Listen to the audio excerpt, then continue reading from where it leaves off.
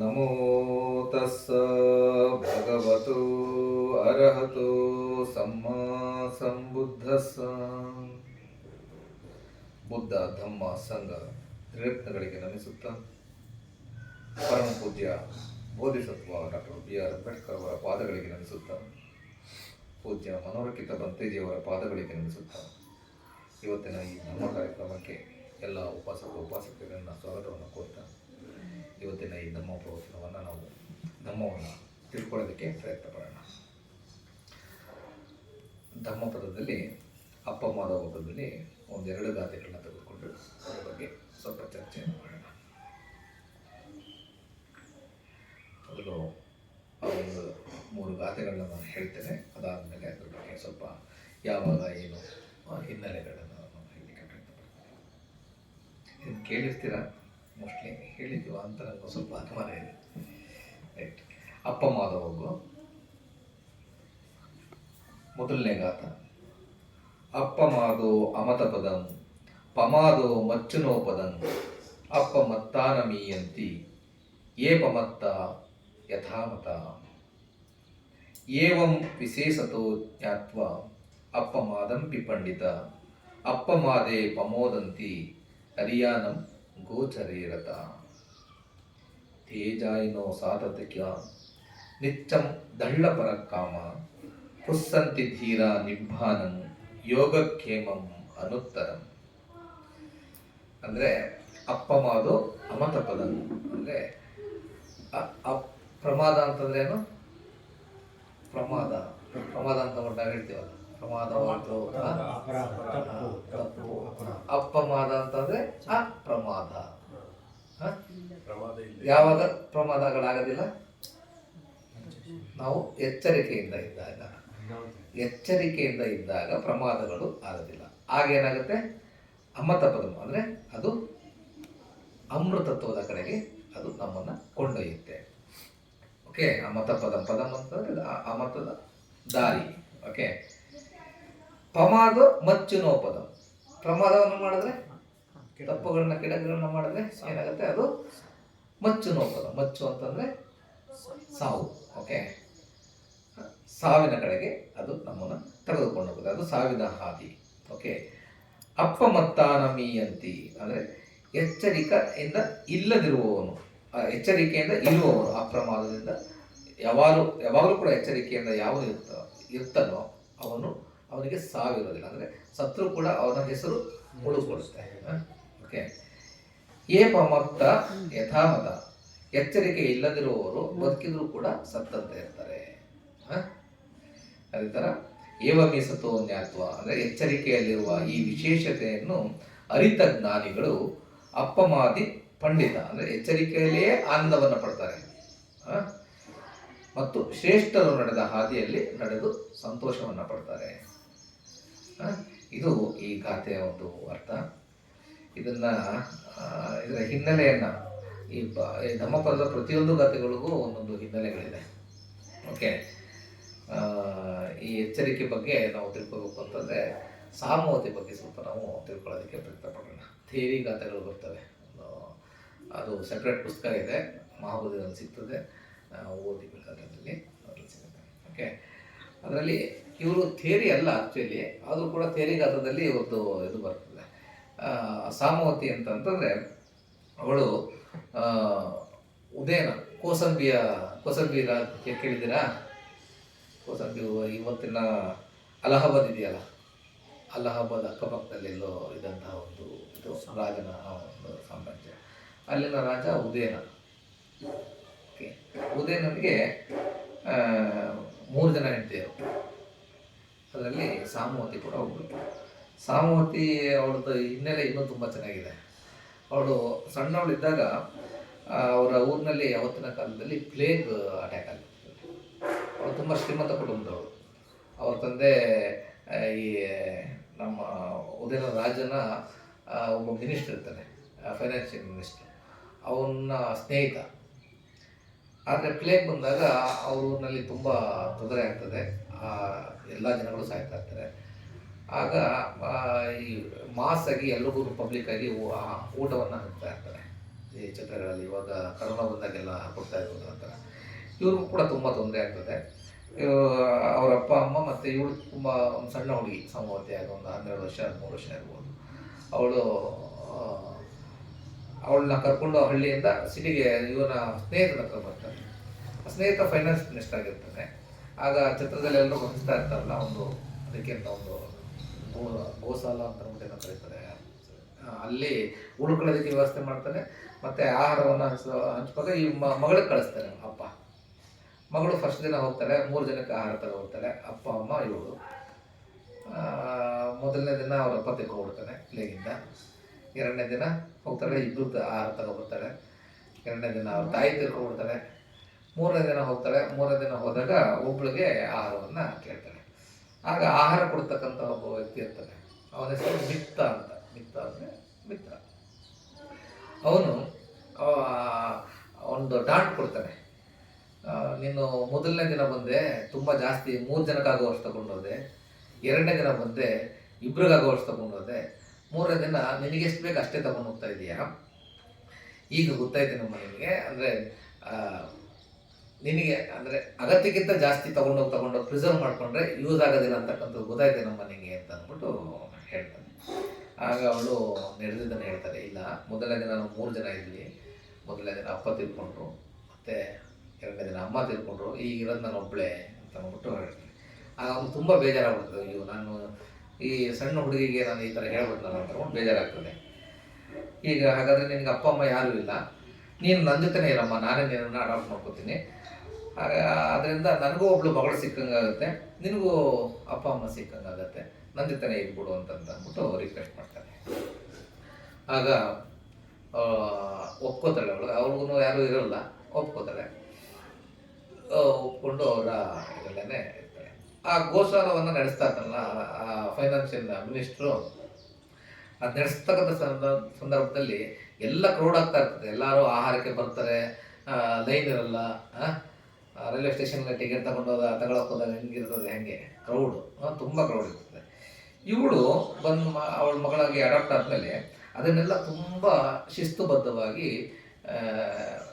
ಪಾಲನೆ ಮಾಡಲಿಕ್ಕೆ ವ್ಯವಸ್ಥೆ ಮಾಡ್ತಾಳೆ. ಅದನ್ನೆಲ್ಲ ಚೆನ್ನಾಗಿ ನೋಡ್ಕೋತಾಳೆ.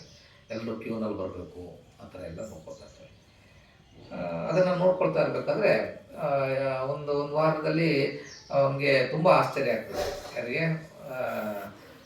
ಅವರ ಫೈನಾನ್ಸ್ ಮಿನಿಸ್ಟರ್ಗೆ ತುಂಬ ಆಶ್ಚರ್ಯ ಆಗ್ತದೆ. ಏನು ಗಲಾಟೆ ಇಲ್ಲದಂಗೆ ಇಷ್ಟೊಂದು ನೀಟಾಗಿ ಎಲ್ಲರೂ ಬಂದು ಇಸ್ಕೊಂಡು ಹೋಗ್ತಾ ಇದ್ದಾರಲ್ಲ ಅಂತ ಅಂದ್ಬಿಟ್ಟು ಅವನು ಕೇಳ್ತಾನೆ, ಮಿತ್ರನ ಕರೆದ್ಬಿಟ್ಟು, ಏನು ಮಾಡ್ದಪ್ಪ ನೀನು ಇಷ್ಟೊಂದು ಎಲ್ಲರೂ ಜನ ಇಷ್ಟೊಂದು ಶಾಂತವಾಗಿದ್ದಾರಲ್ಲ ಅಂತ. ಆಗ ನಾನೇನು ಮಾಡಲಿಲ್ಲ, ನನ್ನ ಮಗಳು ಎಲ್ಲನೂ ನೋಡ್ಕೋತಾ ಇದ್ದಾಳೆ, ಅವಳು ಶಿಸ್ತಾಗಿ ನೋಡ್ಕೋತಾ ಇದ್ದಾಳೆ ಅಂತ ಅಂದ್ಬಿಟ್ಟು ಹೇಳ್ತಾರೆ. ಆಗ ಅವನಿಗೆ ಕರೆಸ್ತಾನೆ. ಕರೆಸಿ ಅವಳು ನೋಡಿದಾಗ ಅವನ ಮಗಳು ಅಂದರೆ ಅವನ ಸ್ನೇಹಿತನ ಮಗಳಾಗಿರ್ತಾಳೆ. ಆಗ ಅವನಿಗೆ ಬಹಳ ಅನುಕಂಪ ಬರ್ತದೆ. ಮತ್ತು ಅವನು ಹೇಳ್ತಾನೆ ಅವನಿಗೆ, ನೋಡಪ್ಪ ಇವಳು ನನ್ನ ಸ್ನೇಹಿತನ ಮಗಳು, ನೀನು ಕೇವಲ ಆಹಾರವನ್ನು ಡಿಸ್ಟ್ರಿಬ್ಯೂಟ್ ಮಾಡಲಿಕ್ಕೆ ಅಪಾಯಿಂಟ್ ಆಗಿರ್ತಕ್ಕಂಥ, ನಾನು ಫೈನಾನ್ಸ್ ಮಿನಿಸ್ಟರ್ ಆಗಿರೋದ್ರಿಂದ ಇವಳನ್ನು ನಾನೇ ನನ್ನ ಮಗಳ ಥರ ನೋಡ್ಕೋತೀನಿ, ನನಗೆ ಇನ್ನೂ ಹೆಚ್ಚು ಉಪಯೋಗ ಆಗ್ತದೆ, ನನ್ನ ಕೆಲಸಕ್ಕೆ ಹೆಚ್ಚು ಉಪಯೋಗ ಆಗ್ತದೆ, ನೀನು ನನಗೆ ಕೊಟ್ಬಿಡು ಅಂತ ಅಂದ್ಬಿಟ್ಟು ಅವನಿಗೆ ರಿಕ್ವೆಸ್ಟ್ ಮಾಡ್ತಾನೆ. ಅವನಿಗೆ ಮನಸ್ಸಿಲ್ಲಾದ್ರೂ ಕೂಡ for better future of that child, ಮಗಳಿಗೆ ಫೈನಾನ್ಸ್ ಮಿನಿಸ್ಟರ್ ಮಗಳಾಗ್ತಾನೆ ಅಂತಂದರೆ ಆಯಿತು ಅಂತ ಅಂದ್ಬಿಟ್ಟು ಒಪ್ಕೋತಾನೆ. ಆಮೇಲೆ ಅವನ್ನೇ ಬೆಳೆಸ್ತಾ ಹೋಗ್ತಾನೆ. ಹೀಗೇ ಅವನ್ನ ಚೆನ್ನಾಗಿ ನೋಡ್ಕೋತಾ ಇರ್ತಾನೆ. ಅವಳಿಗೆ 16 ವರ್ಷ ವಯಸ್ಸಾದಾಗ ಸಾಮವತಿಗೆ ಅವನ ಉದಯನ ಒಂದ್ಸಲ ಇವ್ನ ಮನೆ ಕಡೆ ಬರ್ತಾ ಇರ್ತಾನೆ. ಇವಳು ತುಂಬ ಸುಂದರವಾಗಿರ್ತಾಳೆ. ಅವತ್ತಿನ ಕಾಲಘಟ್ಟದಲ್ಲಿ 16ರಿಂದ 20 ವರ್ಷ ಅದು ಮದುವೆ ಮಾಡ್ತಕ್ಕಂತಹ ಏಜ್ ಹೋಗ್ತಿತ್ತು. ಸೊ ಇವಳು ನೋಡಿ ನಾನು ಇವಳನ್ನ ಮದುವೆ ಆಗಬೇಕು ಅಂತ ಹೇಳ್ತಾನೆ. ರಾಜ ಮದುವೆ ಆಗಬೇಕು ಅಂತ ಅಂದ್ಬಿಟ್ಟು ಹೇಳಾದ್ಮೇಲೆ ಹೆದರ್ತಾರಲ್ಲ. ಆದರೆ ಇವನು ಫೈನಾನ್ಸ್ ಮಿನಿಸ್ಟರ್ ರಿಜೆಕ್ಟ್ ಮಾಡ್ತಾನೆ, ಇಲ್ಲ ನಾನು ನಿನಗೆ ಕೊಡೋದಿಲ್ಲ ಅಂತ ಅಂದ್ಬಿಟ್ಟು. ನಾನು ರಾಜ ಹೇಳಿದ್ರೆ ನೀನು ಕೊಡಲ್ಲ ಅಂತೀಯ ಅಂತ ಅಂದ್ಬಿಟ್ಟು ನಿನ್ನೆಲ್ಲ ಆಸ್ತಿಗಳನ್ನ ನಾನು ಮುಟ್ಟುಗೋಲು ಹಾಕತ್ತೀನಿ, ನಿನ್ನನ್ನು ಗಡೀಪಾರು ಮಾಡ್ತಾ ಇದ್ದೀನಿ ಅಂತ ಅಂದ್ಬಿಟ್ಟು ಆದೇಶ ಹೊರಡಿಸ್ತಾನೆ. ಆವಾಗ ಸಾಮವತಿಗೆ ತುಂಬ ನೋವಾಗ್ತದೆ.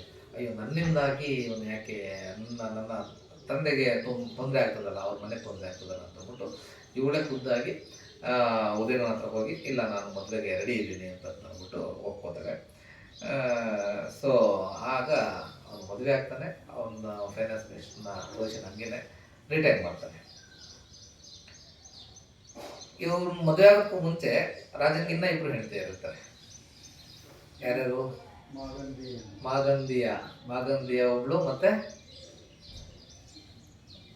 ಇನ್ನೊಬ್ಳು ಹೆಸರು ವಾಸುಲದತ್ತ ಅಂತ ಅಂದ್ಬಿಟ್ಟು, ಅವಳು ಮೊದಲನೇ ಹೆಂಡತಿ, ಫಸ್ಟ್ ಒನ್ನು. ಅದಾದ್ಮೇಲೆ ಮಾಗಂದಿಯ, ಮೂರನೇವರು ಸಾಮವತಿ.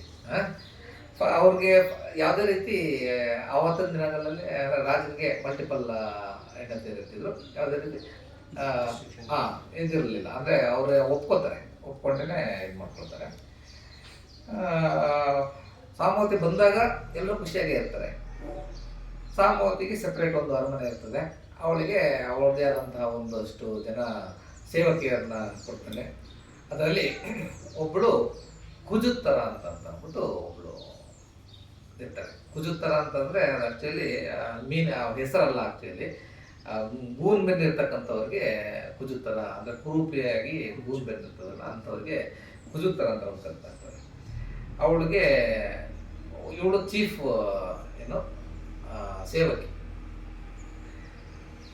ಅವಳು ಪ್ರತಿದಿನ ಹೂವನ್ನು ತಗೊಬರೋದು ಅರಮನೆಗೆ ಅವಳ ಕೆಲಸ ಆಗಿರ್ತದೆ. ರಾಣಿಯನ್ನು ನೋಡ್ಕೊಳ್ತಕ್ಕಂಥದ್ದಾಗಿರುತ್ತೆ.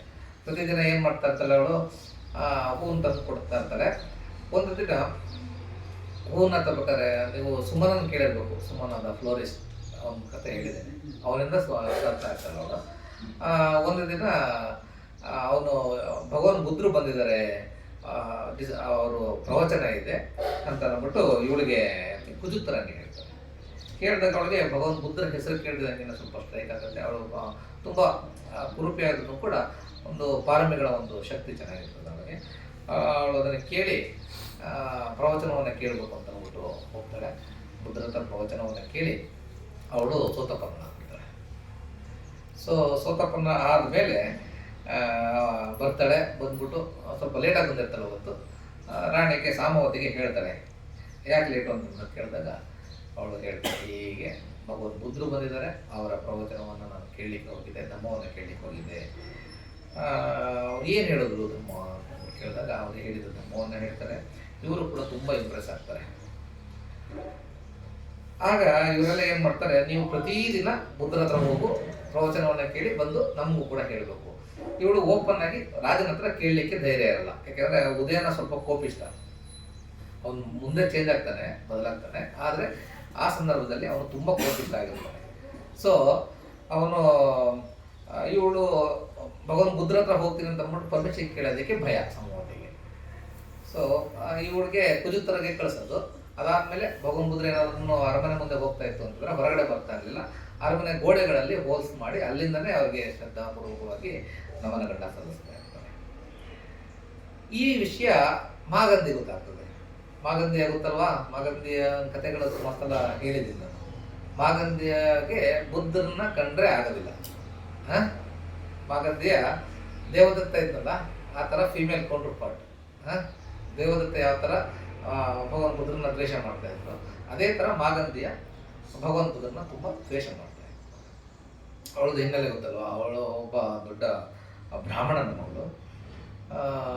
ಅವಳು ತುಂಬ ಸುಂದರವಾಗಿರ್ತಾರೆ ಮಾಗಂದಿಯ. ಆ ಸೌಂದರ್ಯದ ಮೇಲೆ ಅವಳಿಗೆ ತುಂಬ ಅಹಂಕಾರ ಇರ್ತದೆ. ಅವ್ರು ತುಂಬ ಜನ ಅವಳಿಗೆ ಮದುವೆಗೆ ಕೇಳ್ಕೊಂಡ್ಬಂದಿರ್ತಾರೆ, ಯಾರಿಗೂ ಕೊಟ್ಟಿರಲ್ಲ ಆ ಬ್ರಾಹ್ಮಣ. ಒಮ್ಮೆ ಭಗವಾನ್ ಬುದ್ಧರು ಊರಿನಲ್ಲಿ ಹೋಗ್ತಾ ಇರ್ಬೇಕಾದ್ರೆ ಅವರ ಹೆಜ್ಜೆ ಗುರುತುಗಳು ಮಹಾಪುರುಷರ ಲಕ್ಷಣಗಳಿರ್ತಾರಲ್ಲ, ಅದು ಹೆಜ್ಜೆ ಗುರುತನ್ನು ನೋಡ್ತಾನೆ. ನೋಡಿ ಅವನಿಗೆ ಆಶ್ಚರ್ಯ ಆಗಿ ಇವನಿಗೆ ನಾನು ಮಗಳನ್ನ ಕೊಡಬೇಕು ಅಂತ ಅಂದ್ಬಿಟ್ಟು ಭಗವಾನ್ ಬುದ್ಧರ ಹತ್ರ ಬಂದ್ಬಿಟ್ಟು ರಿಕ್ವೆಸ್ಟ್ ಮಾಡ್ತಾನೆ. ಆ್ಯಕ್ಚುಲಿ ಅವ್ರ ಹೆಂಡತಿ ಆಗ್ಲೇ ಹೇಳ್ತಾರೆ, ಇಲ್ಲ ಇವರು ಮದುವೆ ಆಗಲ್ಲ ಇವರು ಅಂತ ಅಂದ್ಬಿಟ್ಟು ಹೇಳ್ತಾರೆ. ಆದ್ರೂ ಕೂಡ ಬ್ರಾಹ್ಮಣ ಕೇಳೋದಿಲ್ಲ. ನಾನು ಹೋಗಿ ವಿಚಾರಿಸ್ತೀನಿ ಅಂತ ಅಂದ್ಬಿಟ್ಟು ಹೋಗಿ ಕೇಳ್ತಾನೆ. ಆಗ ಭಗವಾನ್ ಬುದ್ಧರು ರಿಜೆಕ್ಟ್ ಮಾಡ್ತಾರೆ. ನಾನು ಯಾರು ಮಾರನ ಮಕ್ಕಳು 3 ಜನ, ಯಾರು ತನ್ಹ, ಆರತಿ ಮತ್ತು ರತಿ, 3 ಜನ ಅಂಥವ್ರನ್ನೇ ನಾನು ಮದುವೆ ಆಗಲಿಲ್ಲ. ನಾನು ಇನ್ನು ಈ ಗೋಣಿ ಚೀಲದಲ್ಲಿ ತುಂಬಿಕೊಂಡಿರ್ತಕ್ಕಂತಹ ತೊಪ್ಪೆ, ಅವರು ಫೀಸಿಸ್ ಇರ್ತಕ್ಕಂತಹ ಫಿಲ್ತ್ ಇರ್ತಕ್ಕಂತಹ ಬಾಡಿನ ನಾನು ಯಾಕೆ ಮದುವೆ ಆಗಲಿ, ನನ್ನ ಮದುವೆ ಆಗೋದಿಲ್ಲ ಅಂತ ಅಂದ್ಬಿಟ್ಟು ರಿಜೆಕ್ಟ್ ಮಾಡ್ಬಿಡ್ತಾರೆ. ಈ ಇದನ್ನು ಅವಳು ಕೇಳ್ಕೊಬಿಡ್ತಾಳೆ. ಯಾರು? ಮಾಗಂಧಿಯ ಕೇಳ್ಕೊಂಡ್ಬಿಡ್ತಾಳೆ. ನನ್ನನ್ನು ಈ ಥರ ಬೈದ್ರ ಅಂತ ಪರ್ಸನಲ್ ತಗೊಳ್ತಾಳೆ ಅವಳು. ಆದರೆ ಈ ವರ್ಡನ್ನ ಕೇಳ್ತಿದಂಗೆನೆ ಯಾರು ಬ್ರಾಹ್ಮಣ ಅವನು ಪಾರ್ಟಿಗಳೆಲ್ಲ ಕಂಪ್ಲೀಟ್ ಆಗಿರ್ತದೆ. ಅವರಿಬ್ಬರೂ ಕೂಡ, ಅವನು ಮತ್ತು ಅವನ ಹೆಂಡತಿ ಇಬ್ಬರು ಕೂಡ ಅನಾಗಾಮಿ ಸ್ಟೇಜ್ನ ಎಂಟರ್ ಆಗಿರ್ತಾರೆ. ನಮ್ಮ ಅಂದರೆ ಆ ಇಂಪರ್ಮನೆನ್ಸ್ನ ಅಲ್ಲೇ ಕಾಂಟೆಂಪ್ಲೇಟ್ ಮಾಡ್ತಾರೆ. ಈ ನಮ್ಮ ದೇಹದಲ್ಲಿರ್ತಕ್ಕಂತಹ ಎಲ್ಲ ಅಂಗಾಂಗಗಳು ಕೂಡ ಯಾವುದು ಕೂಡ ಸುಂದರವಾಗಿಲ್ಲ. ನಾವು ಅನ್ಕೋತಾ ಇದ್ದೀವಿ, ಕಲ್ಪನೆ ಮಾಡ್ಕೊಳ್ತೀವಿ ಸುಂದರವಾಗಿದೆ ಅಂತ ಅಂದ್ಬಿಟ್ಟು ನಾವು ಕಲ್ಪನೆ ಮಾಡ್ಕೊಳ್ಳೋದು ಅಷ್ಟೇ. ಓಕೆ, ಎಲ್ಲ ಬಿಡಿ ಬಿಡಿಯಾಗಿ ಒಂದೊಂದೇ ಪಾರ್ಟ್ನ ತೆಗೆದು ನೋಡಿ ನೀವು, ಯಾವುದಾದ್ರು ಸುಂದರವಾಗಿ ಕಾಣುತ್ತಾ? ಯಾವುದು ಸುಂದರವಾಗಿ ಕಾಣುತ್ತಿಲ್ಲ. ಸೊ ಅದನ್ನು ಕಾಂಟೆಂಪ್ಲೇಟ್ ಮಾಡಿ ಅವರಿಬ್ಬರು ಕೂಡ ಅನಾಗಮಿಗಳಾಗಿರ್ತಾರೆ. ನೆಕ್ಸ್ಟ್ ಲೇಟರ್ ಅವರು ಅರ್ಹಂತರಾಗ್ತಾರೆ. ಅರ್ಹಂತರಾದ್ಮೇಲೆ ಗೃಹತ್ಯಾಗವನ್ನು ಮಾಡಬೇಕು. ಸೊ ಮಗಳನ್ನು ಅವರ ಅಂದರೆ ಅವನ ತಮ್ಮನ ಮನೆಯಲ್ಲಿ ಬಿಟ್ಟು ಇವಳನ್ನ ನೋಡ್ಕೊಪ್ಪ ನೀನು ಅಂತ ಅಂದ್ಬಿಟ್ಟು ಹೇಳಿ ಅವ್ರು ಬಂದ್ಬಿಡ್ತಾರೆ. ಅವನ ತಮ್ಮ ರಾಜನ ಆಸ್ಥಾನದಲ್ಲಿ ಒಂದು ಒಳ್ಳೆ ಪೊಸಿಷನ್ನಲ್ಲಿರ್ತಾನೆ. ಅವನು ಮಾಗಂಧಿಯ ಒಂದ್ಸಲ ಅರಮನೆ ಕರ್ಕೊಂಡು ಹೋದಾಗ ರಾಜ ಉದಯನ ನೋಡ್ಬಿಟ್ಟು ನಾನು ಅವಳನ್ನ ಮದುವೆ ಆಗಬೇಕು ಅಂತ ಅಂದ್ಬಿಟ್ಟು ಕೇಳ್ತಾನೆ. ಮದುವೆ ಮಾಡಿ ಕೊಟ್ಟಿರ್ತಾರೆ. ಅವಳು ತುಂಬ ಖುಷಿಯಾಗಿ ಮದುವೆ ಆಗಿರ್ತಾನೆ. ಸೊ ಅವಳಿಗೆ ಮಾಗಂಧಿಯಾಗಿ ಭಗವಾನ್ ಬುದ್ಧನ ಕಂಡ್ರೆ ಆಗಲ್ಲ. ಯಾಕೆ ಅಂತಂದರೆ ಭಗವಾನ್ ಬುದ್ಧರು ನನ್ನನ್ನು ಕಕ್ಕಸ್ಗೆ ಹೋಲಿಸ್ಬಿಟ್ಟಲ್ಲ ನನ್ನ ಅಂತ ಅಂದ್ಬಿಟ್ಟು ಪರ್ಸನಲ್ ತಗೊಂಡಿರ್ತಾರೆ. ಸೊ ಇವು ಯಾವಾಗ ಸಾಮವತಿ ಭಗವಾನ್ ಬುದ್ಧರ ಬಗ್ಗೆ ಶ್ರದ್ಧೆ ಜಾಸ್ತಿ ಆಗ್ತಾ ಇದೆಯೋ, ಇವಳ ಮೇಲೆ ಅಲ್ಲಿವರೆಗೂ ದ್ವೇಷ ಇರಲ್ಲ, ಆದರೆ ಅವಳ ಮೇಲೆ ದ್ವೇಷ ಬೆಳೆಸ್ಕೊಳ್ಳೋದಕ್ಕೆ ಸ್ಟಾರ್ಟ್ ಮಾಡ್ತಾರೆ. ಅವಳು ಹೋಗಿ ಚಾಡಿ ಹೇಳಿ ಸ್ಟಾರ್ಟ್ ಮಾಡ್ತಾರೆ ಉದಯನಿಗೆ, ಇಲ್ಲ ಇವಳು ನಿನಗೆ ಲಾಯಲ್ ಆಗಿಲ್ಲ ಅಂತ ಅಂದ್ಬಿಟ್ಟು. ಉದಯನ ಅದನ್ನೆಲ್ಲ ನಂಬಲ್ಲ, ರಿಜೆಕ್ಟ್ ಮಾಡ್ಬಿಡ್ತಾನೆ. ಮತ್ತು ಯಾಕೋ ಒಪ್ಲಿಲ್ವಲ್ಲ ಅಂತಂದ್ಬಿಟ್ಟು ಉದಯನ್ ಅವಳು ನಿನ್ನ ಸಾಯಿಸೋದಕ್ಕೆ ಪ್ರಯತ್ನ ಪಡ್ತಾಯಿದ್ದಾಳೆ ಅಂತ ಅಂದ್ಬಿಟ್ಟು ಬಿಂಬಿಸೋದಕ್ಕೆ ಒಂದು ದಿನ ಉದಯನ ಅವಳ ಅರಮನೆಗೆ ಹೋಗ್ತಾ ಇರ್ತಾರೆ. ಆ ಸಮಯದಲ್ಲಿ ಒಂದು ಹಾವನ್ನು ಅವಳ ಕೋಣೆಯಲ್ಲಿ ಬಿಟ್ಬಿಟ್ಟು ಇವಳು ಹಿಂದೆಯಿಂದ ಹೋಗ್ತಾಳೆ, ಬೇಕು ಅಂತಾನೆ ಹಿಂದೆಯಿಂದ ಹೋಗಿ ಇವಳೆಲ್ಲ ಎಲ್ಲಿ ಬಿಟ್ಟಿರ್ತಾರೆ ಗೊತ್ತಲ್ಲ, ಅಲ್ಲಿ ಅವ್ರು ತೋರಿಸ್ಬಿಟ್ಟು ನೋಡು ಹಾವು ಬಿಟ್ಟಿದ್ದಾರೆ, ನಿಮಗೆ ಸಾಯಿಸೋದಕ್ಕೆ ಅವ್ರು ಪ್ರಯತ್ನ ಪಡ್ತಾ ಇದ್ದಾರೆ, ನಿಮಗೆ ಲಾಯಲ್ ಆಗಿಲ್ಲ ಇವರು ಅಂತ ಅಂದ್ಬಿಟ್ಟು ಪ್ರೊಜೆಕ್ಟ್ ಮಾಡೋದಕ್ಕೆ ಪ್ರಯತ್ನ ಪಡ್ತಾರೆ. ಆಗ ಹಾವು ನೋಡಿದ ತಕ್ಷಣ ಅವನಿಗೆ ಅವಳ ಮೇಲೆ ಅನುಮಾನ ಸ್ಟಾರ್ಟ್ ಆಗುತ್ತೆ. ಯಾರ ಮೇಲೆ? ಸಾಮವತಿ ಮೇಲೆ. ಸೊ ಸಾಮವತಿ ಜೊತೆಗೆ ಅವ್ರನ್ನ ಅಲ್ಲಿದ್ದಂಥ ಸೇವಕರೆಲ್ಲರೂ ಕೂಡ ಧರ್ಮದಲ್ಲಿ ಬೆಳೀತಾ ಇರ್ತಾರೆ. ಇದನ್ನು ನೋಡಿ ತುಂಬ ಅವನು ಕೋಪಗೊಂಡು ಎಲ್ರಿಗೂ ಕೂಡ ಲೈನಲ್ಲಿ ನಿಲ್ಲಿಸ್ಬಿಟ್ಟು ನಿಮ್ಮನ್ನೆಲ್ಲ ಸಾಯಿಸ್ಬಿಡ್ತೀನಿ ಅಂದ್ಬಿಟ್ಟು ಬಾಣವನ್ನು, ಅವನು ತುಂಬ ಶಾರ್ಪ್ ಶೂಟರ್ ಅವನು, ಸಾಯಿಸೋದಕ್ಕೆ ಬಾಣವನ್ನು ಬಿಡ್ತಾನೆ. ಬಟ್ ಯಾರಿಗೂ ಕೂಡ ಅವನ ಮೇಲೆ ದ್ವೇಷ ಬರೋದಿಲ್ಲ, ಎಲ್ಲರೂ ಕೂಡ ಮೈತ್ರಿ ಧ್ಯಾನದಲ್ಲಿ ಕೂತ್ಕೊಳ್ತಾರೆ. ಸೊ ಬಾಣ ಏನೂ ಮಾಡೋದಿಲ್ಲ, ಒಂದು ಡೈರೆಕ್ಷನ್ ಚೇಂಜ್ ಆಗುತ್ತೆ, ಅದು ಬೀಳೋದಿಲ್ಲ. ಸೊ ಅವ್ನು ನೋಡಿ ಆಶ್ಚರ್ಯ ಆಗ್ಬಿಡ್ತದೆ, ಏನು ನಾನು ಇಷ್ಟು ಶಾರ್ಪ್ ಶೂಟರು, ಈ ಬಾಣ ತಾಗಲಿಲ್ವಲ್ಲ ಅವ್ರಿಗೆ ಅಂತ ಅಂದ್ಬಿಟ್ಟು, ಇಲ್ಲ ಇವರಲ್ಲಿ ಏನೋ ಇದೆ ಅಂತ ಅಂದ್ಬಿಟ್ಟು ಕೂತ್ಕೊಂಡು ಕಾಮಾಗಿ ಕೇಳ್ತಾರೆ. ಆವಾಗ ಅವ್ರಿಗೆ ಎಕ್ಸ್ಪ್ಲೇನ್ ಮಾಡ್ತಾರೆ, ಇಲ್ಲ ಭಗವಾನ್ ಬುದ್ಧರ ಧ್ಯಾನವನ್ನು ನಾವು ಅಭ್ಯಾಸ ಮಾಡ್ತೀವಿ, ಅವರ ಧಮ್ಮವನ್ನು ಪಾಲನೆ ಮಾಡ್ತೀವಿ ಅಂತ ಅಂದ್ಬಿಟ್ಟಿರ್ತಾರೆ. ಆಗ ಅವನು ಸ್ವಲ್ಪ ಇವ್ರ ಮೇಲೆ, ಸಾಮವತಿ ಮೇಲೆ ಇನ್ನೂ ಹೆಚ್ಚು ಪ್ರೀತಿ ಉಂಟಾಗುತ್ತೆ. ಸೊ ಇದು ಮಾಗಂಧಿಗೆ ಇದನ್ನು ಸಹಿಸೋಕ್ಕಾಗಲ್ಲ. ಮತ್ತೆ ಅವಳು ಏನು ಮಾಡ್ತಾಳೆ, ಇಲ್ಲ ಇದರಲ್ಲೂ ಕೂಡ ಫೇಲ್ ಆಗ್ಬಿಟ್ಟಲ್ಲ ನಾನು ಅಂತ ಅಂದ್ಬಿಟ್ಟು ಭಗವಾನ್ ಬುದ್ಧರಿಗೇ ಊರಿಂದ ಹೊರಗಟ್ಟೋದಕ್ಕೆ ಪ್ರಯತ್ನ ಪಡ್ತಾಳೆ. ಅದನ್ನು ಕೂಡ ಆಗೋದಿಲ್ಲ, ಅದು ಹೇಳಿ ಜನಗಳನ್ನ ಬಿಟ್ಟು ಬಯಸೋದಕ್ಕೆಲ್ಲ ಪ್ರಯತ್ನ ಪಡ್ತಾರೆ. ಆನಂದ ಬಂದಿದ್ದೇವೆ ಬಂದು ಭಗವಾನ್ ಬುದ್ಧರಿಗೆ ಹೇಳ್ತಾರೆ, ಇಲ್ಲ ನಾವು ಬೇರೆ ಊರಿಗೆ ಹೋಗೋಣ, ಇಲ್ಲೆಲ್ಲ ನಮ್ಗೆ ಆಹಾರದಾನವನ್ನು ಸರಿಯಾಗಿ ಕೊಡ್ತಾ ಇಲ್ಲ, ಎಲ್ಲ ಬೈತಾ ಇದ್ದಾರೆ ಅಂದ್ಬಿಟ್ಟು, ಇಲ್ಲ ವಾರ ತಡಕೋ ಎಲ್ಲ ಸರಿಯಾಗುತ್ತೆ ಅಂದ್ಬಿಟ್ಟು ಹೇಳಿರ್ತಾರೆ. ಅದೇ ಥರ ಎಲ್ಲ ಸೆಟ್ಲ್ ಆಗುತ್ತೆ. ಮೀನ್ ವೈಲ್ ಇವಳು ಏನು ಮಾಡ್ತಾಳೆ, ಸಕ್ಸಸ್ ಆಗಲಿವಲ್ಲ, ಸೊ ತುಂಬ ಪರ್ಸ್ನಲಾಗಿ ಗ್ರಡ್ಜ್ ಇಟ್ಕೊಂಡು ಸಾಮವತಿಗೆ ನಾನು ಏನಾದರೂ ಮಾಡಬೇಕು ಅಂತ ಅಂದ್ಬಿಟ್ಟು ಅವರ ಅಂಕಲ್ಲು, ಅವರ ರಿಲೇಟಿವ್ಸ್ ಏನಾದ್ರು ಕರೆದ್ಬಿಟ್ಟು ಅವಳ ಅರಮನೆಗೆ ಬೆಂಕಿ ಹಾಕ್ಬಿಡಿ ಅಂತ ಅಂದ್ಬಿಟ್ಟು ಐಡಿಯಾ ಕೊಡ್ತಾರೆ. ಸಾಮವತಿ ಅವರೆಲ್ಲ ಧ್ಯಾನದಲ್ಲಿರಬೇಕಾದ್ರೆ ಅವರ ಮನೆಗೆ ಸೀಮೆಣ್ಣೆ ಹಾಕಿ ಬೆಂಕಿ ಹಾಕ್ಕೊಡ್ತಾರೆ. ಒಳಗಿರ್ಬೇಕಾದ್ರೆ ಸುಮಾರು 500 ಜನ ಅವರ ಸೇವಕಿಯರೆಲ್ಲ ಅರಮನೆಯಲ್ಲಿದ್ದಂಥವ್ರು ಅಷ್ಟೂ ಜನನು ಕೂಡ ಸುಟ್ಟೋಗ್ತಾರೆ. ಅವರು ಯಾರು ಕೂಡ ಆ ಸಮಯದಲ್ಲೂ ಕೂಡ ಅವರು ಧ್ಯಾನಮಗ್ನರಾಗಿರ್ತಾರೆ, ಮೈತ್ರಿ ಧ್ಯಾನದಲ್ಲಿರ್ತಾರೆ. ಸೊ ಅವ್ರು ಯಾರನ್ನು ಅಂದರೆ ಎಚ್ಚರಿಕೆಯಿಂದಲೇ ಸಾಯ್ತಾರೆ. ಓಕೆ, ಯಾರ ಮೇಲೂ ಕೂಡ ದ್ವೇಷವನ್ನು ಪಡೆದ್ರೆ ಎಚ್ಚರಿಕೆಯಿಂದ ಸಾಯ್ತಾರೆ. ಓಕೆ, ಸೊ ಆವಾಗ ಇದು ವಿಷಯ ಉದಯನನಿಗೆ ಗೊತ್ತಾಗ್ತದೆ. ಉದಯನನಿಗೆ ಗೊತ್ತಾದಾಗ ಅವನು ಬಂದು ನೋಡ್ತಾನೆ, ಅರಮನೆ ಪೂರ್ತಿ ಬೂದಿ ಆಗ್ಬಿಟ್ಟಿರ್ತದೆ, ಎಲ್ಲರೂ ಸತ್ತೋಗ್ಬಿಟ್ಟಿರ್ತಾರೆ. ಅವನು ಫಸ್ಟು ನೋವಾಗ್ತದೆ, ಆದರೆ ತೋರಿಸ್ಕೊಳ್ಳೋದಿಲ್ಲ. ಅವನು ತೋರಿಸ್ಕೊಳ್ಳೋದೇ ಇಲ್ಲ, ಇದನ್ನು ಯಾರು ಮಾಡಿದ್ದಾರೆ ಅಂತ ಅಂದ್ಬಿಟ್ಟು ನಾನು ಕಂಡುಹಿಡಿಬೇಕು. ಸ್ವಲ್ಪ ಬುದ್ಧಿವಂತ ಅವನು, ನಾನು ಕಂಡುಹಿಡಿತೀನಿ ಅಂತ ಅಂದ್ಬಿಟ್ಟು ಆಸ್ಥಾನದಲ್ಲಿ ಎಲ್ರಿಗೂ ಮೀಟಿಂಗ್ ಕರೀತಾನೆ. ಮೀಟಿಂಗ್ ಕರೆದು ಹೇಳ್ತಾನೆ, ಯಾರೋ ನನಗೆ ತುಂಬ ಪ್ರೀತಿ ಮಾಡ್ತಕ್ಕಂಥವರೇ ಸಾಮವತಿಗೆ ಸುಟ್ಟಾಕಿರ್ಬೇಕು ಬೆಂಕಿ ಹಾಕಿ. ಅವಳು ನನ್ನನ್ನು ಸಾಯಿಸೋದಕ್ಕೆ ತುಂಬ ಪ್ರಯತ್ನ ಪಡ್ತಾ ಇದ್ಲು. ನನ್ನ ಜೀವವನ್ನು ಉಳಿಸೋದಕ್ಕೆ ಅವರು ಕಷ್ಟಪಟ್ಟು ಅವಳನ್ನ ಸುಟ್ಟು ಹಾಕೊಂಡಿದ್ದಾರೆ ಅನಿಸುತ್ತೆ. ನನಗೆ ತುಂಬ ಖುಷಿಯಾಗಿದೆ. ನಾನು ಅವ್ರಿಗೆ ತುಂಬ ದೊಡ್ಡ ಯಾರು ಅಂತ ಗೊತ್ತಾದರೆ ನಾನು ತುಂಬ ದೊಡ್ಡ ಕೊಡುಗೆಯನ್ನು ಕೊಡ್ತೀನಿ, ಅವ್ರಿಗೆ ಉಡುಗೊರೆಗಳನ್ನ ಕೊಡ್ತೀನಿ ಅಂತ ಅಂದ್ಬಿಟ್ಟು ಹೇಳ್ತಾನೆ. ಅಷ್ಟರಲ್ಲಿ ಇಲ್ಲಿ ಭಾಗಂದಿ ಕೇಳ್ತಾ ಇರ್ತಾನಲ್ಲ, ಅವಳು ಎಕ್ಸೈಟ್ ಆಗ್ಬಿಡ್ತಾಳೆ. ಎಚ್ಚರ ತಪ್ಪಿ ಅವಳು ಮುಂದೆ ಓಡ್ ಬಂದು, ಇಲ್ಲ ನಾನೇ ಮಾಡಿದ್ದು ಅಂತ ಅಂದ್ಬಿಟ್ಟು ಹೇಳ್ತಾನೆ. ಆಗ ಕೂಡ ಉದಯನ, ಓ ಹೌದಾ, ನಾನು ನಿನ್ಗೆ ರಿವಾರ್ಡ್ ಕೊಡಬೇಕು, ನೀನೊಬ್ಳೆ ಮಾಡ್ದ, ಹೆಂಗೆ ಮಾಡಿದೆ ಅಂತ ಕೇಳಿದಾಗ, ಇಲ್ಲ ನಾನು ನಮ್ಮ ಅಂಕಲ್ ಎಲ್ಲ ರಿಲೇಟಿವ್ಸ್ ಕರೆದು ಈ ಥರ ಮಾಡಿದೆ ಅಂತ ಅಂದ್ಬಿಟ್ಟು ಹೇಳ್ತಾರೆ. ಓ ತುಂಬ ಒಳ್ಳೆ ಕೆಲಸ ಮಾಡಿದ್ಯಾ, ನಿಮ್ಮ ಮನೆಯವರು ಎಲ್ಲರೂ ರಿಲೇಟಿವ್ಸ್ ಎಲ್ಲರೂ ಕರ್ಕೊಬಾ, ಎಲ್ಲರಿಗೂ ಕೂಡ ನಾನು ಉಡುಗೊರೆಗಳನ್ನ ಕೊಡಬೇಕು ಅಂತ ಅಂದ್ಬಿಟ್ಟು ಹೇಳ್ತಾನೆ. ಕರೆಸ್ದಾಗ ಆಮೇಲೆ ಅವನ ರಿಯಲ್ ಫೇಸ್ನ ಓಪನ್ ಮಾಡ್ತಾನೆ. ಅವನ್ನೆಲ್ಲರನ್ನೂ ಕೂಡ ಅವನು ಮನೆ ಒಳಗಡೆ ಕೂಡಾಕಿ ಸಿಮೆಣ್ಣೆ ಹಾಕಿ ಅಷ್ಟು ಜನನು ಜೀವಂತವಾಗಿ ಸುಟ್ಟಾಕ್ಬಿಡ್ತಾನೆ. ಒಬ್ಬರು ರಿಲೇಟಿವ್ಸ್ ಇರಲ್ಲ, ಮಾಗಂದಿ ಒಬ್ಬಳನ್ನ ಬಿಟ್ಟು ಎಲ್ಲರಿಗೂ ಸುಟ್ಟಾಕ್ಬಿಡ್ತಾನೆ. ಮಾಗಂದಿಯಾಗಿ ಏನು ಮಾಡ್ತಾನೆ ಅಂತಂದರೆ, ಅದಕ್ಕಿಂತ ಕ್ರೂರವಾದ ಇದು, ಅವಳನ್ನ ಅವಳನ್ನ ಸ್ವಲ್ಪನೇ ಒಂದು ಕೈ ಕಟ್ ಮಾಡೋದು, ಅದನ್ನೇ ಬೇಯಿಸಿ ಅದನ್ನೇ ತಿನ್ಸೋದು ಅವಳಿಗೆ. ಈ ಥರ ಚಿತ್ರಹಿಂಸೆ ಕೊಟ್ಟು ಸಾಯಿಸ್ತಾನೆ. ಅದು ಇದೆಲ್ಲ ಆದಾಗ ಭಗವಾನ್ ಬುದ್ಧರ ಹತ್ರ ಬಿಕ್ಕುಗಳು ಬಂದು ಕೇಳ್ತಾರೆ, ಏನಕ್ಕೆ ಹಿಂಗಾಯಿತು?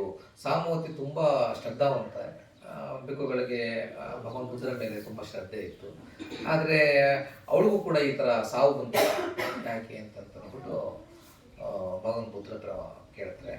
ಭಗವಾನ್ ಬುದ್ಧರ ಹತ್ರ ಬಂದು ಕೇಳಿದಾಗ ಆಗ ಅವರು ತುಂಬ ಎಚ್ಚರಿಕೆಯಿಂದ ಸತ್ತಿರ್ತಕ್ಕಂಥದ್ದು, ಎಚ್ಚರಿಕೆಯಿಂದ ಅಂದರೆ ಸಾವು ಬಂದಾಗಲೂ ಕೂಡ ಎಚ್ಚರಿಕೆಯಿಂದ ಇರ್ತಕ್ಕಂಥವನು, ಅದು ಅಮರತ್ವದ ಹಾದಿ. ಸೊ ಹಾಗಾಗಿ ಅವರು ಎಲ್ಲರೂ ಕೂಡ ಒಂದಲ್ಲ ಒಂದು ಸ್ಟೇಜ್, ಅಂದರೆ ಸೋತಪ್ಪನ, ಸಗದಾಗಾಮಿ, ಅನಾಗಾಮಿ ಸ್ಟೇಜ್ನ ತಲುಪಿರ್ತಕ್ಕಂಥವ್ರು. ಅವ್ರಿಗೇನೂ ಆಗೋದಿಲ್ಲ. ಅಂದರೆ ಅಪ್ಪಮಾದೋಪಮ ಅಮತ ಪದಂ ಅಮಾದೋ ಮಚ್ಚುನೋ ಪದಂ ಅಪ್ಪಮತ್ತಾನ ಮೀಯಂತಿ ಏಪಮತ್ತ ಯಥಾಮತ ಏವಂ ವಿಶೇಷತೋನ್ಯಾತ್ವ ಅಪ್ಪಮಾದಂಪಿ ಪಂಡಿತ ಅಪ್ಪಮಾದೇ ಪಮೋದಂತಿ ಅರಿಯಾನಂ ಗೋಚರೇರತ.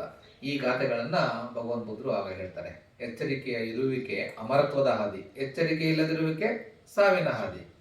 ಎಚ್ಚರಿಕೆ ಇಲ್ಲದೆ ಇರೋದ್ರಿಂದ ಏನು ಮಾಡಿದ್ಲು ಮಾಗಂದಿಯ, ಪಟ್ಟಂತ ಬಂದು ಮುಂದೆ ಬಂದು ನಾನೇ ಮಾಡಿದ್ದು ಅಂತ ಅಂದ್ಬಿಟ್ಟು ಹೇಳ್ತಾರೆ. ಎಚ್ಚರಿಕೆ ಇರ್ತಕ್ಕಂಥದ್ದು ಅಮರತ್ವದ ಹಾದಿ. ಎಚ್ಚರಿಕೆಯಿಂದಿರುವವರು ಸಾಯುವುದೂ ಇಲ್ಲ, ಎಚ್ಚರಿಕೆ ಇಲ್ಲದಿರುವವರು ಬದುಕಿದ್ರೂ ಕೂಡ ಸತ್ತಂತೆ ಇರ್ತಾರೆ. ಎಚ್ಚರಿಕೆಯಲ್ಲಿರುವ ಈ ವಿಶೇಷತೆಯನ್ನು ಅರಿತ ಜ್ಞಾನಿಗಳು ಎಚ್ಚರಿಕೆಯಲ್ಲಿ ಆನಂದ ಪಡುತ್ತಾರೆ. ಅದರಿಂದಾಗಿಯೇ ಅವರು ಸಾವಿನ ಸಮೀಪದಲ್ಲಿದ್ದರೂ ಕೂಡ ಅವರು ಧ್ಯಾನದಲ್ಲೇ ಸಾಯ್ತಾರೆ ಮತ್ತು ಶ್ರೇಷ್ಠರು ನಡೆದ ಹಾದಿಯಲ್ಲಿ ನಡೆದು ಸಂತೋಷ ಪಡುತ್ತಾರೆ ಅಂತ ಈ ಮೂರು ಗಾಥೆಗಳನ್ನು ಭಗವಾನ್ ಬುದ್ಧರು ಆ ಸಂದರ್ಭದಲ್ಲಿ ಹೇಳಿದರು. ಸಾಮವತಿ ಅಷ್ಟೇ ಅಲ್ಲ, ಅದಾದಮೇಲೆ ಇನ್ನೊಂದು ಕ್ವಶನ್ ಕೇಳಿರ್ತಾರೆ, ಯಾಕೆ ಸಾಮವತಿಗೆ ಈ ಥರ ಸಾವು ಬಂತು? ಅವಳು ಅಷ್ಟೊಂದು ಶ್ರದ್ಧಾವಂತಳಾಗಿರ್ತಾಳೆ, ಆದರೂ ಕೂಡ ಈ ಥರ ಸಾವು ಯಾಕೆ ಬಂತು ಅಂತ ಅಂದ್ಬಿಟ್ಟು ಭಗವಾನ್ ಬುದ್ಧರಿಗೆ ಕೇಳ್ತಾ ಇರಬೇಕು. ಆಗ ಭಗವಾನ್ ಬುದ್ಧರು ಅವಳ ಹಿಂದಿನ ಸ್ಟೋರಿ ಹೇಳ್ತಾರೆ. ಹಿಂದೆ ಒಂದು ಕಾಶಿ ಹತ್ರ ದೊಡ್ಡ ಒಂದು ಶ್ರೀಮಂತ ಕುಟುಂಬದಲ್ಲಿ ಜನಿಸಿರ್ತಾರೆ. ಮಹಾರಾಣಿ ಅಂತ ರಾಜ್ಕುಮಾರಿ ಇರಬೇಕು, ಮಂಟ ಹೊಡೆಯೋದು ಜಾತಕತೆ. ಆಗ ಅವಳು ಒಮ್ಮೆ ಸ್ನಾನಕ್ಕೆ ನದಿಗೆ ಹೋಗಿರ್ತಾಳೆ. ಸ್ನಾನ ಮಾಡಿ ತುಂಬ ಚಳಿ ಸಮಯದಲ್ಲಿ ಅಲ್ಲಿ ನದಿಯಲ್ಲಿ ಸ್ನಾನ ಮಾಡಿ ಹೊರಗಡೆ ಬಂದಾಗ ಸ್ನೇಹಿತರೆಲ್ಲ ಇರ್ತಾರೆ. ಆ 500 ಜನ ಸ್ನೇಹಿತರಿರ್ತಾರೆ. ಅವರಷ್ಟು ಜನ ಹೊರಗಡೆ ಬಂದಾಗ ತುಂಬ ಚಳಿ ಅಲ್ಲ, ಸ್ವಲ್ಪ ಬೆಚ್ಚಗೆ ಮಾಡ್ಕೊಳ್ಳಿಕ್ಕೆ ಬೆಂಕಿ ಹಾಕೋದಕ್ಕೆ ಅವರು ಆರ್ಡ್ರ್ ಮಾಡ್ತಾರೆ. ಅವರ ಸೇವಕರನ್ನ ಕರೆದು ಒಂದಷ್ಟು ಅಲ್ಲಿ ಪೊದೆಗಳಿರ್ತದೆ ಕಾಡಿನ ಇದು, ಅವರು ಅಲ್ಲಿಗೆ ಬೆಂಕಿ ಹಾಕ್ತಾರೆ. ಅಲ್ಲಿಗೆ ಬೆಂಕಿ ಹಾಕಿದಾಗ ಅವ್ರಿಗೆ ಗೊತ್ತಿರಲ್ಲ, ಅಲ್ಲಿವರೆಗೂ ಗೊತ್ತಿರಲ್ಲ. ಬೆಂಕಿ ಹಾಕ್ತಾರೆ, ಅವರು ಬಿಸಿ ಮಾಡ್ಕೋತಾರೆ, ಅವರು ಬೆಚ್ಚ ಮಾಡ್ಕೋತಾ ಇರ್ತಾರೆ. ಆದರೆ ಒಳಗಡೆ ಒಬ್ಬರು ಪಚ್ಚೆ ಕಬ್ಬದ್ರು ಧ್ಯಾನದಲ್ಲಿ ಕುಳಿತಿರ್ತಾರೆ. ಅದು ಅಲ್ಲಿವರೆಗೂ ಗೊತ್ತಿರಲ್ಲ ಅವರಿಗೆ, ಈ ಅನ್ಇಂಟೆನ್ಷನಲ್ ಆಗಿರ್ತದೆ. ಸುಡ್ತಾ ಸುಡ್ತಾ ಸುಡ್ತಾ ಬೆಂಕಿ ಸುಡ್ತಾ ಇದಾಗ್ತದೆ. ಅವರು ನಿರೋಧ ಸಮಪತ್ತಿಯಲ್ಲಿರ್ತಾರೆ, ಅದು ಬೆಂಕಿ ಏನು ಮಾಡ್ತಾ ಇರಲ್ಲ ಅವರಿಗೆ. ಬಟ್ ಅವ್ರಿಗೆ ಇದೆಲ್ಲ ಪೊದೆಗಳೆಲ್ಲ ಇದು ಕ್ಲಿಯರ್ ಆಗ್ತಾ ಆಗ್ತಾ ಅವ್ರನ್ನ ನೋಡಿದಾಗ ಅವರಿಗೆ ತುಂಬ ಭಯ ಸ್ಟಾರ್ಟ್ ಆಗ್ಬಿಡ್ತದೆ. ಆಗ ಸಾಮವತಿ ಅವ್ರನ್ನ ಸೇವಕರನ್ನ ಕರೆದು, ಈ ಕ್ರೈಮು ನಾನು ತಪ್ಪು ಮಾಡ್ಬಿಟ್ನಲ್ಲ, ಇದು ಗೊತ್ತಾಗ್ಬಿಟ್ರೆ ನನಗೆ ತೊಂದರೆ ಆಗುತ್ತೆ ಅಂತ ಅಂದ್ಬಿಟ್ಟು ಅವ್ರ ಮೇಲೆ ಸೀಮೆಣ್ಣೆ ಹಾಕ್ಬಿಟ್ಟು ಅವ್ರನ್ನೂ ಸುಟ್ಬಿಡಿ ಅಂತ ಅಂದ್ಬಿಟ್ಟು ಅದು ಎವಿಡೆನ್ಸ್ನ ಇದು ಮಾಡೋದಕ್ಕೆ ಟ್ರೈ ಮಾಡ್ಬಿಡ್ತಾರೆ, ನಾಶ ಮಾಡೋದಕ್ಕೆ. ಸೊ ಆ ಇಂಟೆನ್ಷನ್ ಬರುತ್ತೆ ಅವಳಲ್ಲಿ. ಅವ್ರು ಹಾಕ್ತಾರೆ, ಅವರು ಪಚ್ಚೆಗೆ ಬಂದರೂ ಸಾಯೋದಿಲ್ಲ. ಯಾಕೆಂದರೆ ನಿರೋಧ ಸಮಪತ್ತಿಯಲ್ಲಿ ಯಾರಿಗೂ ಸಾಯತಕ್ಕಂತಹ ಇದು ಬರೋದಿಲ್ಲ. ಓಕೆ, ಅವ್ರು ಅದಾದಮೇಲೆ ಅವ್ರು ಎದ್ದು ಹೊರಟೋಗ್ತಾರೆ. ಅದು ನೆಕ್ಸ್ಟು.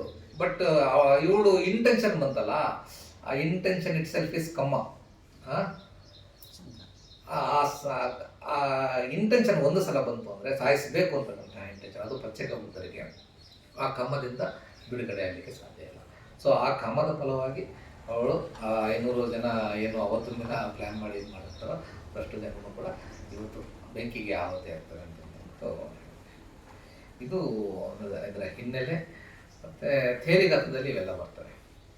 ಓಕೆ, ಇಷ್ಟನ್ನು ಹೇಳ್ತಾ ಇವತ್ತಿನ ಒಂದು ಧರ್ಮಚರ್ಚೆಯನ್ನು ನಾನು ಇವತ್ತಿಗೆ ಮುಕ್ತಾಯ ಮಾಡ್ತೇನೆ. ಯಾರು ಅನುಮಾನಗಳಿದ್ದರೆ ಕೇಳಿ. ಭವತು ಸಬ್ಬ ಮಂಗಳಂ ರಕ್ಷಂತು ಸಬ್ಬ ದೇವತಾಂ ಸಬ್ಬ ಬುದ್ಧಾನುಭಾವೇನ ಸಬ್ಬ ಧಮ್ಮಾನುಭಾವೇನ ಸಬ್ಬ ಸಂಘಾನುಭಾವೇನ ಸದಾ ಸೃಷ್ಟಿ ಭವಂತು ತೇ. ಸಾಧು ಸಾಧು.